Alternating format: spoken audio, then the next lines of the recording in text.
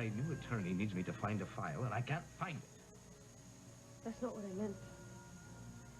You were up all last night wandering the hallways. Well, I'm sorry if I kept you awake, Miranda. I'm sorry you do not feel you can come to my room anymore. I only want to help. And I only wish you could. It's just I don't know what's the matter with me. I've been so jumpy. I get frustrated. It's not like me, is it? No. And you didn't touch your lunch? Where did that come from? You do not remember my bringing it in?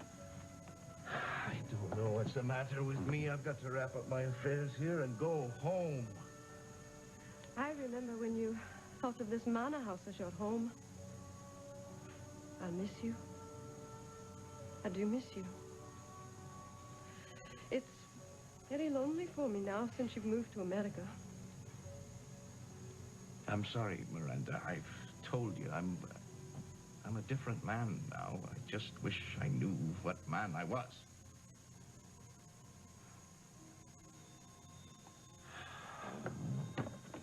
Look at me. It's Beatrice. Beatrice, are you all right? You sound frightened. I am a bit. I had a dream last night. It was very vivid. And when I woke up, I remembered something that might help you find proof that it was James Stenbeck who killed Suzanne. Emily, what is going on with you?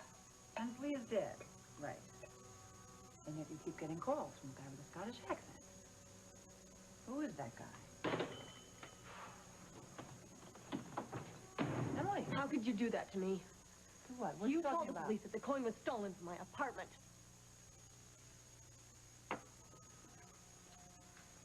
Well, good morning, Dr. Ryan. What do you want, Stenbeck? Oh, no, don't tell me. This must be your day for delivering idle threats. This is no idle threat. You stay away from Emily Stewart. And if I don't? Well, if you don't, I think I should just go to the police, tell them you're the one who broke into her apartment, stole a Scottish coin, and sold it to a numismatist in Chicago. Now, don't try to weasel out of this one, Ryan. I got you nailed. Nice bluff, but it won't work. Won't work? Are you willing to risk what the police could do with that information that I give them? If you follow through and go to Chicago, show your picture to that coin dealer? Out of here. Come on, scram. Beat it. Hit the road. Let's go. Come on. What? I said get out of here. I may have to tolerate you on the streets, but not in the hospital. John, this is a public place. I'm the public. I'm entitled to be here. You can't throw me out of the hospital. I happen to be in charge here. I can do whatever I damn well please. Now, you get out of here. You're in charge. That's right. That's wonderful. You're going to be in charge when the police find Howard Lansing?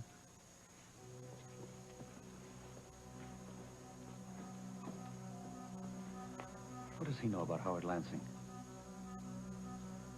He and Lucinda Walsh think that Lansing's got something on me. How'd they come up with that? Never mind how they come up with that.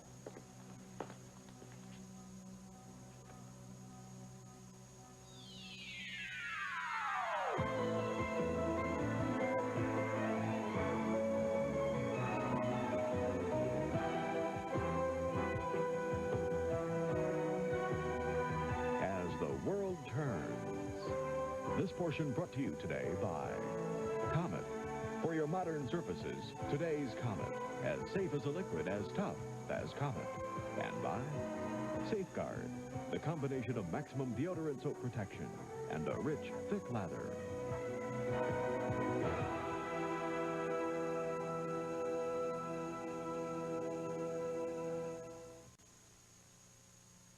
Hello. Hello. What are you doing? Well, I came by to find Meg. Lila said she was up here. Obviously, she's not. Let me help you look for her. No, really. Perhaps she's right, down in the cafeteria. We could have a cup of coffee. No, I don't have time. You look very tired, John. I don't think I'm sleeping very well at night. Neither am I. Emma, look, there are an awful lot of things to talk about, I think. John, I feel like I'm all talked out, really. No, Emma, No, look, I can't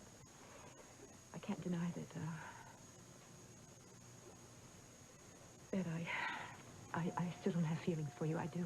I mean, just seeing you like this, I do care for you. I don't deny anything. I'm in love with you, and I think we ought to be together. I really do. John, it's not that simple. I mean, so much happened. I just can't forget it, that's all. Let's just have dinner. We can talk or something. Huh? Have dinner with me. No, John, I can't. At least, not now.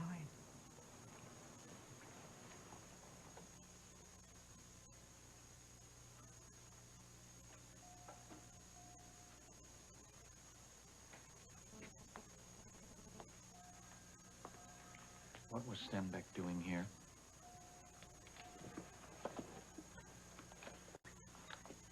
He was threatening to go to the police and tell them that I was the one who stole the ruckle from Emily Stewart's apartment. Forget it. He'll never do that. That was a stupid thing for you to do, but he will never do that. Why not? Because he has to face these charges that I brought against him because the police believe he could be the Falcon. Wow. What I've got on him is a lot more personal than that. Well, what is that? I can't tell you yet, John. Not till I've got it nailed down. Have you heard from Howard since he disappeared? No. Why? Are you holding out on me? John, of course not. You better not be holding out on me, Rick. For both our sakes.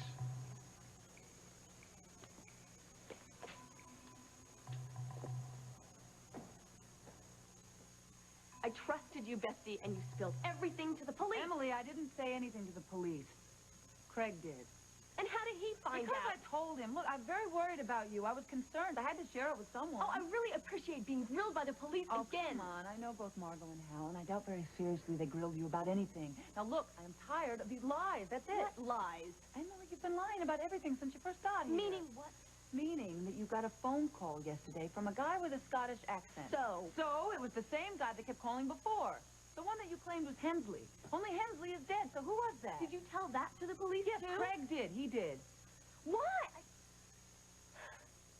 Look, I don't know who called you yesterday, but the man that had called me before was Hensley. Yeah, right, and I'm supposed to believe that.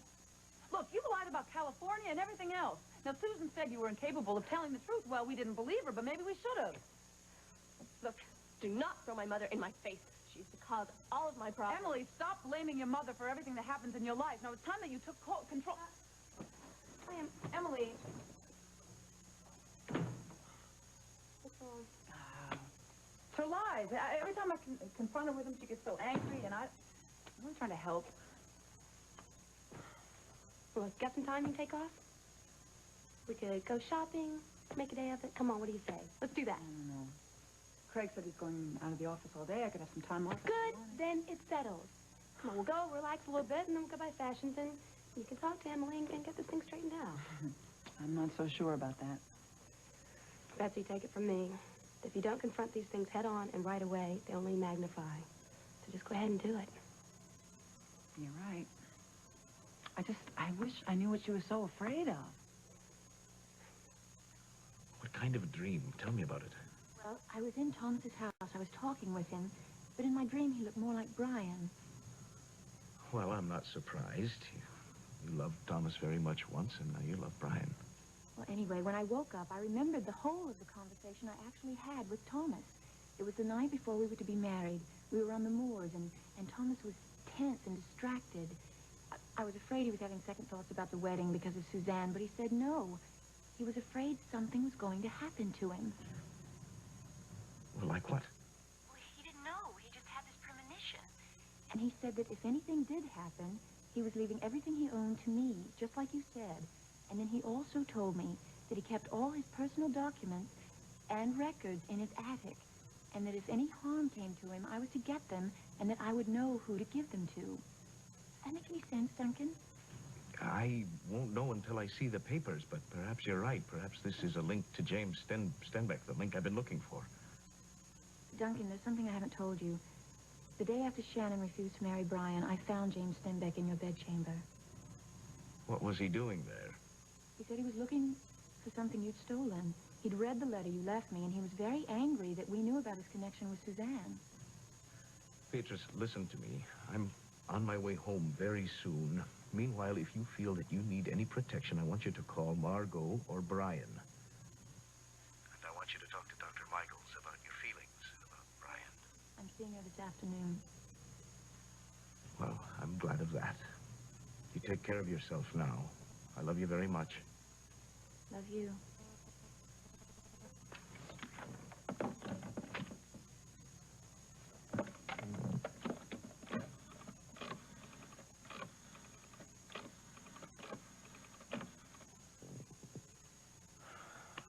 Charles, it's Duncan. Listen, I want you to meet me in half an hour at Thomas Beaton's cottage.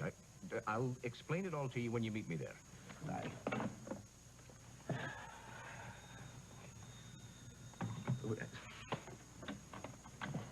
Mr. McKechnie's the residence. It's a Barbara Ryan. Are you in? I'm in for her. Well, hello. Duncan, hello. Did I catch you at a bad time? No, as a matter of fact, I'm very glad you called. You saved me the trouble of calling you. However, I don't know if you're going to like what I have to say.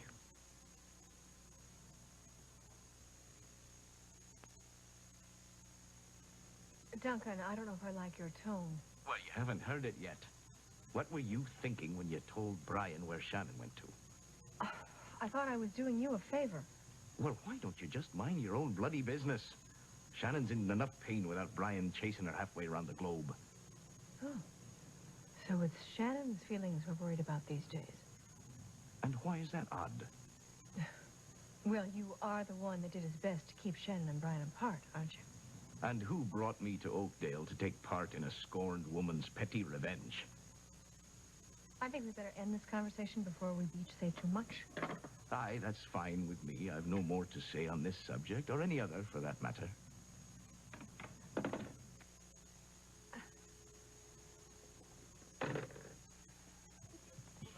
darling. We're just making the rounds just to say goodbye to everyone before we leave on our honeymoon. Yeah, bon voyage. Barbara, you all right? I just spoke to Duncan, and he was rather abusive with me. Talked to me just the way James used to. Barbara, why? Because I told Brian where Shannon was. You told Brian? Well, look, darling, I'm sorry that Duncan was rude to you, but I must confess I'm a little surprised myself. I'll have to ask, why did you tell Brian?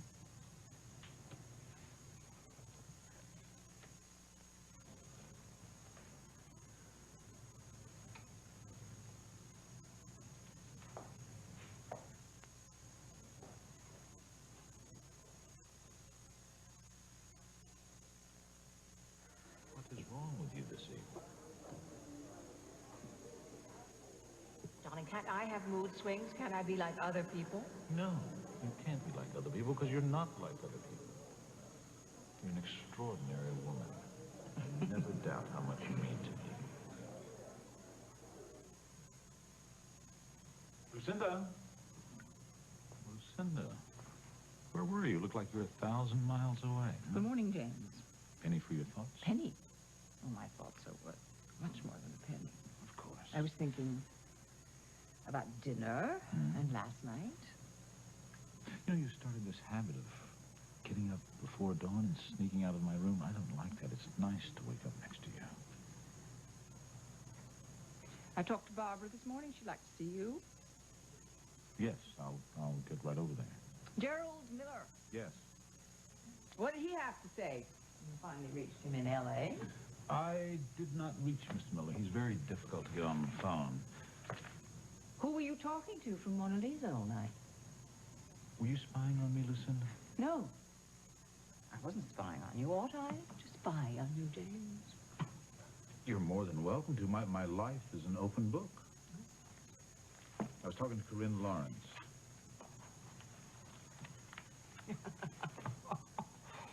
Oh, really? You mean you're having dinner with me and you're talking to Corinne? I see. How is Mrs. Lawrence?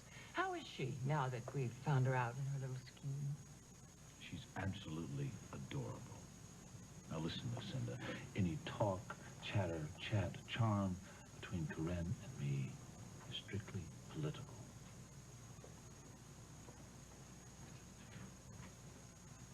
Sorry to interrupt. Good morning.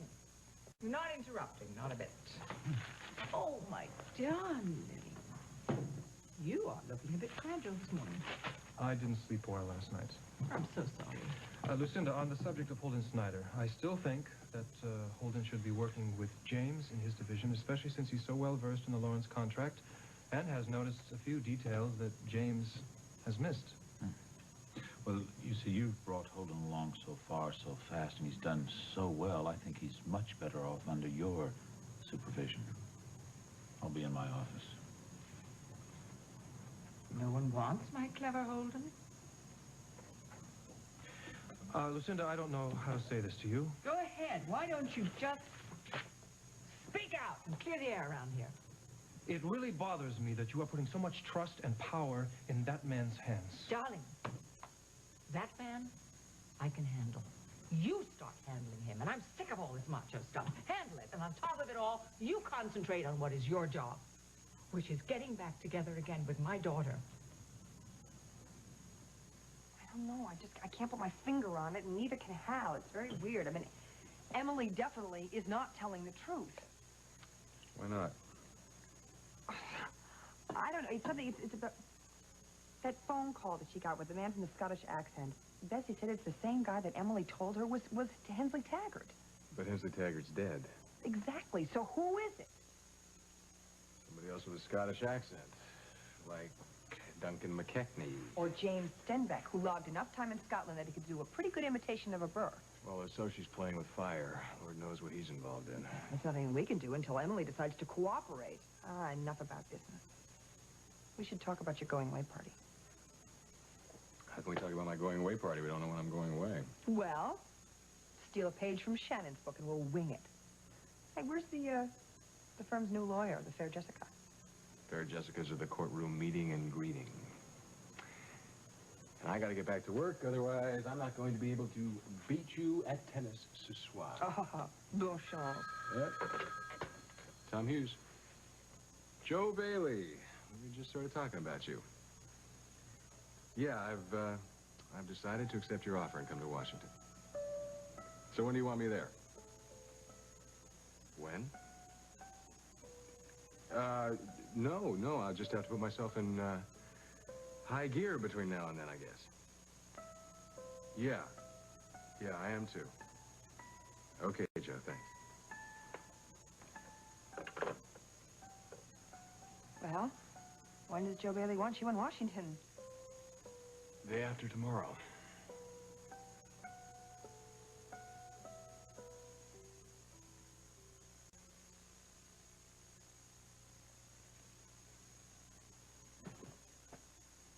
Day after tomorrow?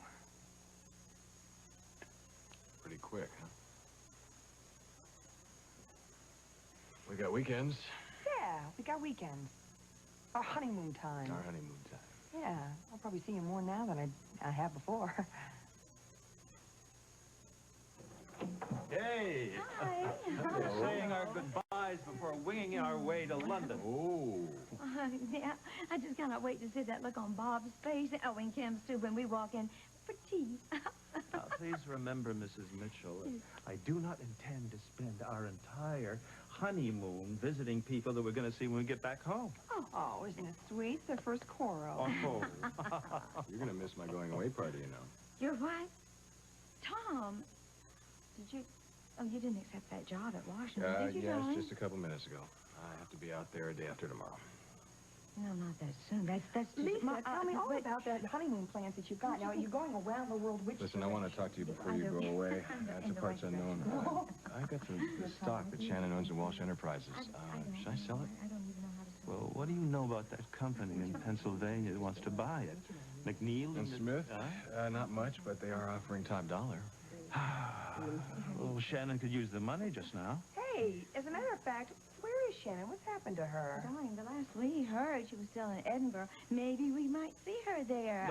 When we leave London. Oh, yes. Yes, now, if we are lucky enough, why, we may run into her and Harriet and Duncan.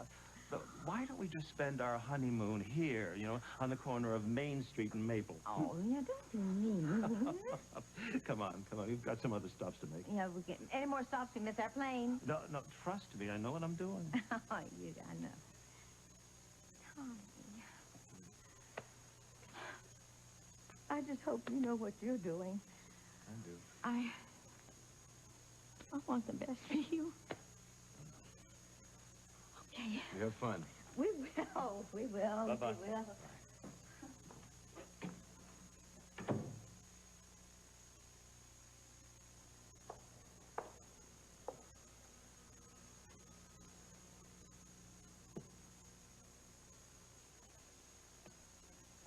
Hello, Meg. Hi, Mama. What are you doing here?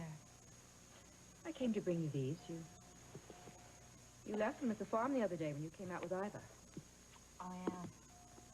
Well, I'm glad to have him back. I sure could have used him last night studying. Don't, Meg. Don't what? Don't lie to me. You weren't studying. I got halfway home last night and realized I had left these in the car. When I got back to Lila's, you weren't there. I went out for a walk. Oh, yeah. Well, I waited at Lila's for about half an hour.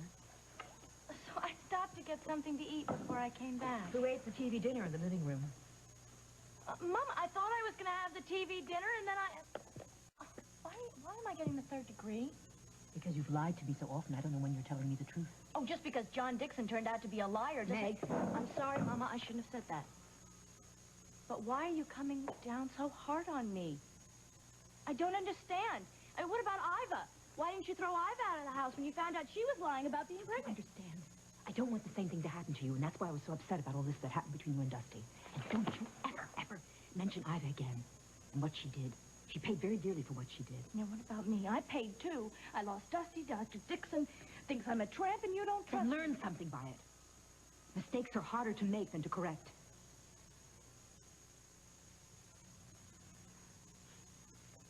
You're awfully quiet this morning. The police came by last night. They found out the rucker was stolen. Honey, I warned you about being involved with James. It has nothing to do with James. Of course.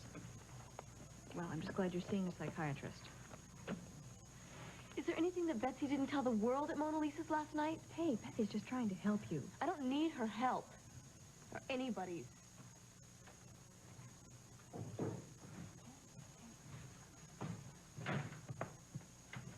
Barbara, I got your message from Lucinda. Is anything wrong? You bet there is, James.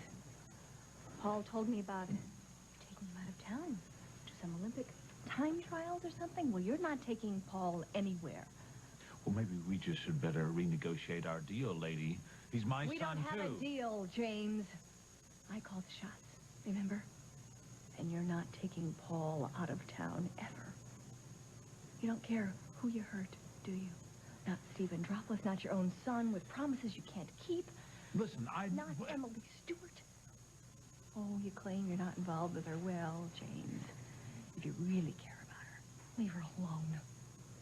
Because you're hurting her. You're destroying her. It's the same as if you were giving her poison. I know.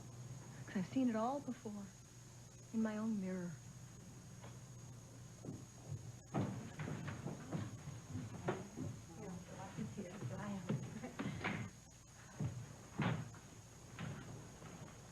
Barbara, can I take my lunch break now? Sure. Emily, I think I have nothing to say to you. Come on, sit that way. Right? Yeah, what can I do for you ladies, huh? Well, you know what? What I'm looking for is one of those new watches like the one that Meg Snyder bought here. Oh, I have no idea what kind of a watch that Meg bought, but let's take a look, okay? I had more in mind some small trinket, like something with sentimental value. All right. We just got in some beautiful watches. Ah, yes, you're my delight. Watch. So is that the one? Yes, exactly. This is just like Meg's.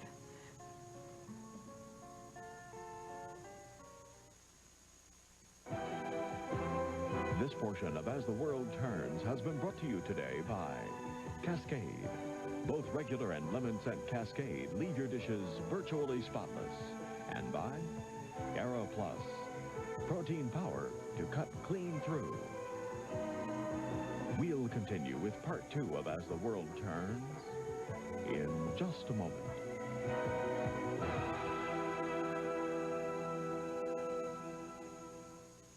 And now part 2 of As the World Turns.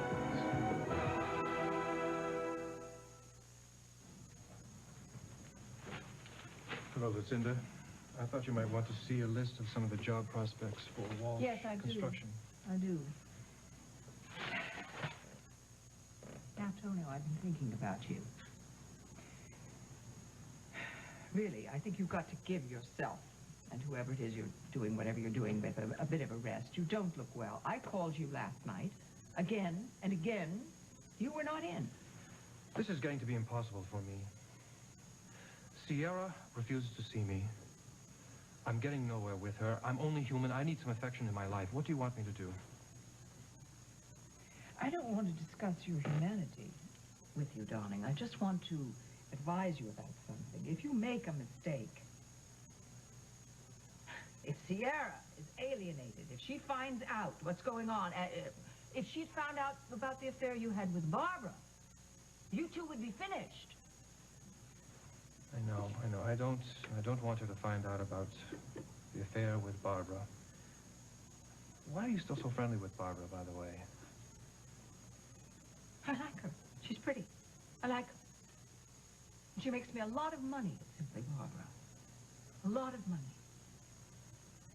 What I'm trying to say to you, darling, is if you cannot handle yourself better and ensure the fact that you do not make another mistake, do not expect to inherit my kingdom. I'm talking you and me, Tonio. Do not expect to inherit the kingdom. Not mine. There you go. Oh, if you don't mind, I'd like to wear it out. Oh, sure. Thanks. I heard about Emily's little visit from the police last night. Yeah, she did have a visit, and she blamed me for it. I tried to explain that I was only trying to help her, but of course she wouldn't listen. You know, Barbara, she respects you a lot. Do you think maybe you could have a talk with her? Betsy, I have tried and tried to talk to her, and she won't listen to me either. I'm afraid she's going to have to learn the hard way, just like I did. Okay, kiddo. Just signed up. Oh, thank you so much. Right here? Mm-hmm. Oh, thanks. I'll be really happy. Bye-bye. Bye-bye. I love it. You know, it really warms this old cynic's heart to see my ex-wife back there selling merchandise to her ex-lover's wife. Goodbye, James, and don't forget, you're not taking Paul out of town for any Olympic time trials or any other trumped-up reason. Not ever. You just hide and watch.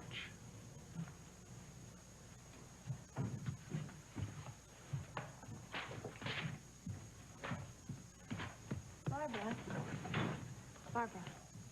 Beatrice, hi. Well, don't look so surprised. I have ventured off the island by myself now a few times. I came by to say goodbye to Lisa and Earl before they left on their honeymoon. Oh, well, you just missed them. They left. Oh. Well, I hope they have a wonderful time. I remember plans Thomas and I made for our honeymoon. We were to go on an African safari. It helps to be able to talk more openly about Thomas now. Dr. Michael says I'm making good progress. Good, I'm glad. Listen, I am very sorry for the comment I made at Mona Lisa's last night about your family. I was very upset about something, and sometimes I say things I don't really mean. I understand.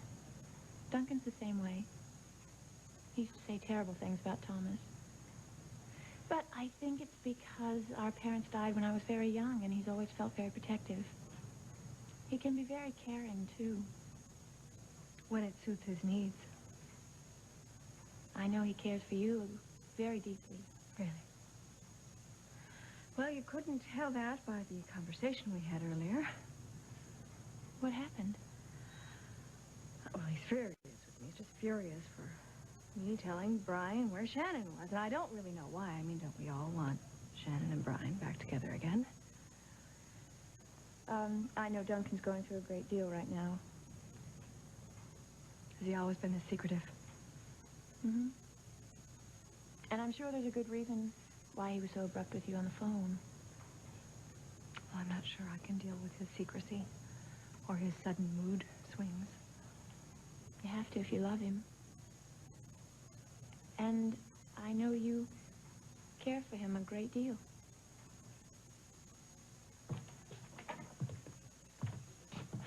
This attic's close as a tomb.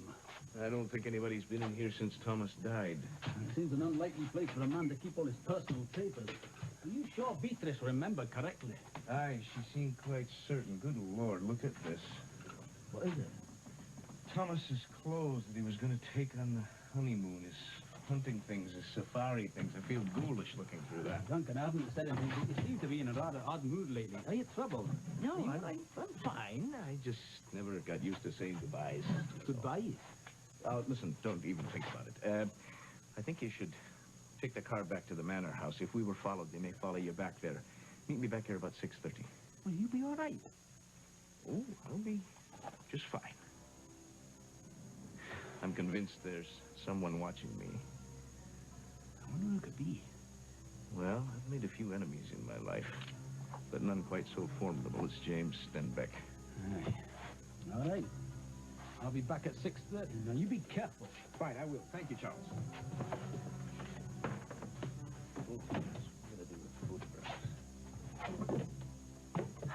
Thomas, if only you'd married Beatrice, our lives would be very different now. All of us. Tom, I gotta talk to you for a minute. John, if it's about my trip to Washington, I No, really don't have I time. wouldn't waste my breath. Who's gonna be taking over as DA? Ed Hamilton. Who's he? Oh, well, he's a top trial lawyer, a strong law and order man. Why? Is he gonna try to get Stenbeck off the hook like Carrie did at the inquest? No, I don't think so. I think he's going to see that justice prevails. Well, if that's not enough. John, it's not his ball game, just like it wouldn't have been mine. This is ultimately up to a jury. Yeah, I know that, Tom. but I know what... John, there are no guarantees in life, okay? Witness your daughter and me, all right? Hi. Hi, John. Hi. What's going on? Same old thing, James Stenbeck. Look, I just want to make sure justice is done here, John, that's we all. all want justice. John, look, as a matter of fact, you're not going to like this any more than I do, but Karen, I got in touch with her, and she doesn't want to come out and testify at James' trial. Why not? She knows the facts. She's a very important witness in this. Well, you subpoena her, then. I know, and I will, but she's threatened to leave the country. That's a cop-out. She can't do that. John, have you ever thought that maybe Karen doesn't want to come back and dredge up her past? Not everybody is out for revenge.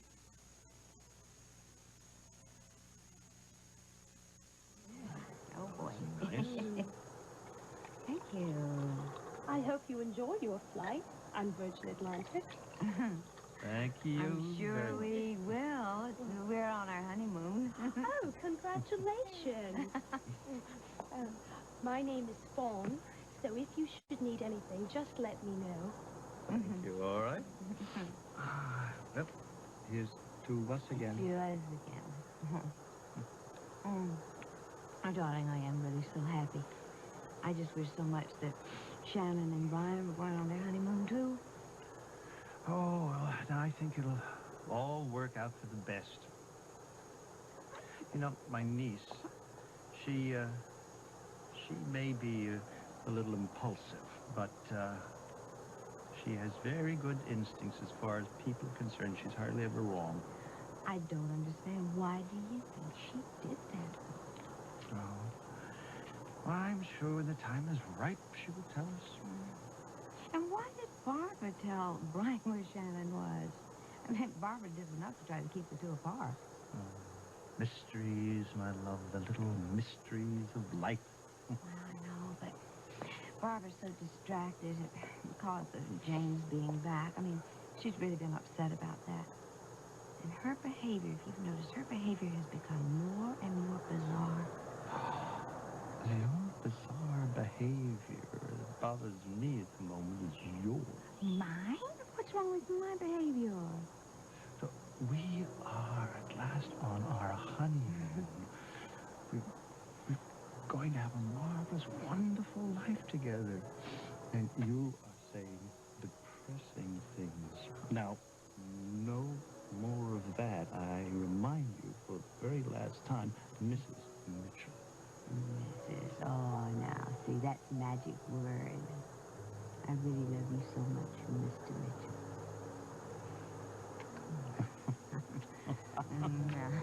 Yes, you do.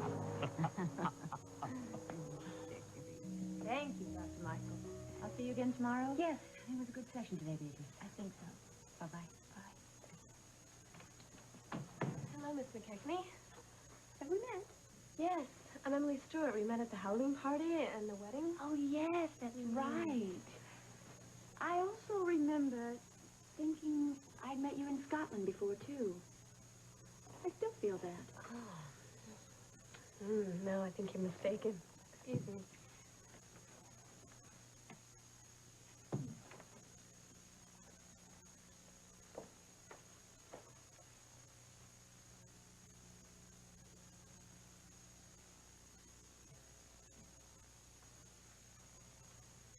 What do you think you're doing? Oh, hi, John. Listen, instead of tomming on people, why don't you go out and see if you can find something on James Stenbeck? That's exactly what I'm doing. This the first time you've been in therapy, Emily? No. The first time was in Omaha. That's where my mother lives. Uh-huh. And was that for the same kinds of problems you've been experiencing now? Yes. I hope you don't mind, but I do like to tape the first couple of sessions. My way of establishing a file on you. I don't mind. Good. Please sit down.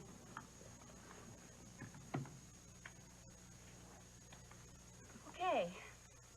Can start any time. Start where? With whatever's on your mind.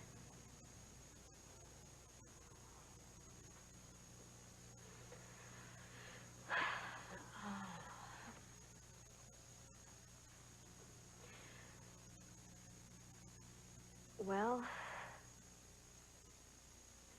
there's a man I've been seeing, and he's much older than I am. I met him in Europe. And the problem is that he's an enemy of my family's. And it's been driving me crazy trying to keep the whole thing a secret. I know that it's wrong, and I've been trying to break it off with him. But he won't let me. And every time we're together, my resolve just collapses.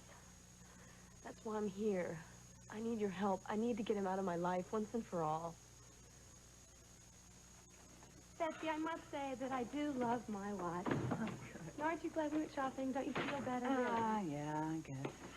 I just hope Emily doesn't keep avoiding me every time I see her now.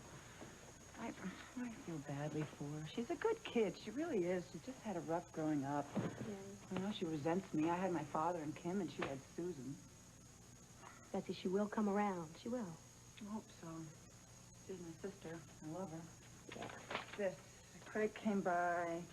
Oh, Grandma dropped off. Look, this. A letter from Steve. Oh, great. Hey. Maybe there's some news in there about when you and Danny can join him. Yeah, I hope so. Let's see what he says. My dearest Bets, I miss you and Danny more than I can say. You were always in my thoughts. The new job's going great, and maybe I'll have some good news soon about bringing you guys over. Oh, good.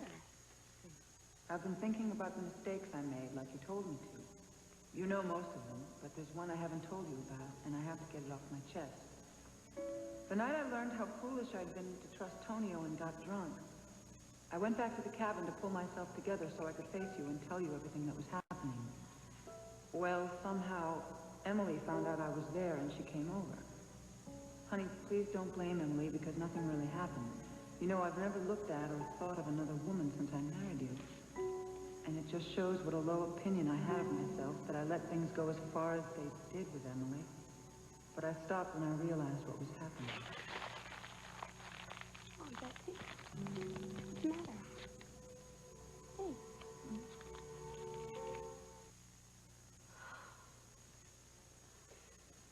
I am frightened that my affair with this man is going to come out in the open. And if it does, then I have to leave Oakdale. And this is the first place that I've ever felt like I had a real home. I can see you don't want to do that. No. Just thinking about it makes me realize that it's a hopeless situation. I'm in love with him, and I can't help myself. And I'll never be rid of him. Emily. Emily, please, wait.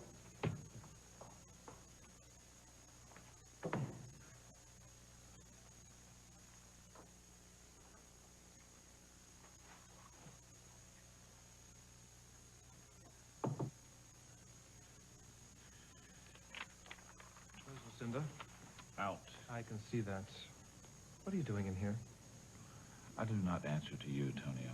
But I'm glad you dropped by. I want to have a chat with you. Yes, I don't have time, James. Please make the time. All right, what do you want?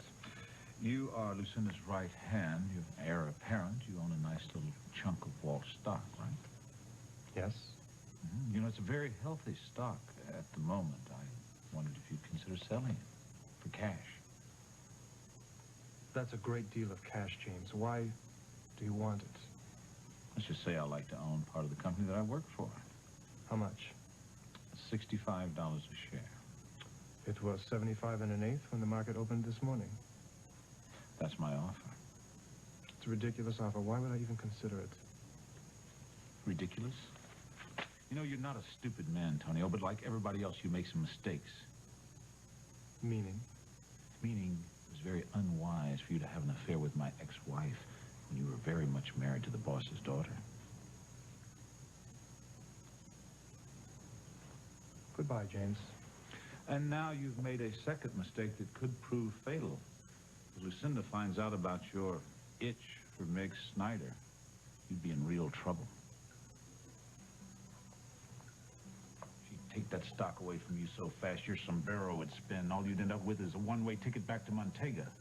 Now, does my offer seem so ridiculous, amigo? Got to be something. What have we here?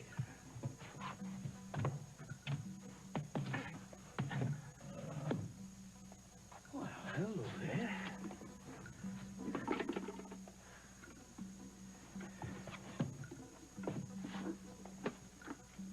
Jonah Hammer, Thomas.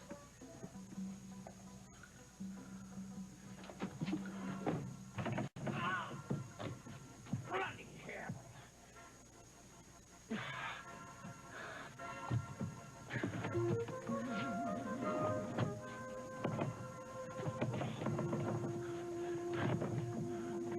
All right.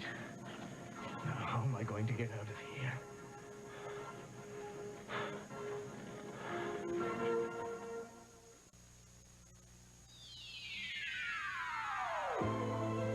This portion of As the World Turns has been brought to you by Secret. Now Secret has a powder fresh scent with the same strong pH balanced formula to help keep the woman dry. And by Bold 3 for clothes that feel as good as they look. Stay tuned for Capital, next on most of these CBS stations. Men's and women's sweaters by Tony Lambert. Jewelry by Yves Saint Laurent.